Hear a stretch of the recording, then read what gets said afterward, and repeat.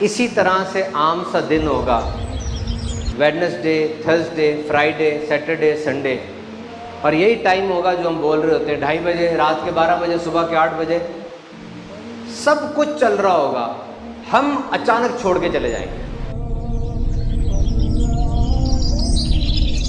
सूरज भी निकल रहा होगा, ग्रुप भी हो रहा होगा, चांद भी गड़बड़ रहा होगा, ट्रैफिक भी चल रही होगी, मोबाइल पर गेम भी चल रही होगी, आपकी आधी डिग्री, वो पीएचडी का ख्वाब उधर ही पड़ा होगा, बच्चे को फीस देनी है उधर ही होगी, कंप्यूटर पर टैब भी खुले होंगे, वो किसी के पैसे देने हैं, किसी के लेने हैं, सब ऐसा ही होगा, कुछ नहीं रुकेगा, आप चले जाएंगे। और जनाजे में फिर हाल मुख्तलिफ होगा, करीब तरीन रिश्तेदार रो रहे होंगे, लेकिन नजर विरासत पर भी होती है, जिस तरह आपकी भी थी। और कुछ तो जनाजे पर सिर्फ 2 मिनट के लिए याद रखेंगे आपको। ये वो थे जो गुजर रहे थे बाइक में, किसी मुसलमान का जनाजा, चलो पढ़ लेते।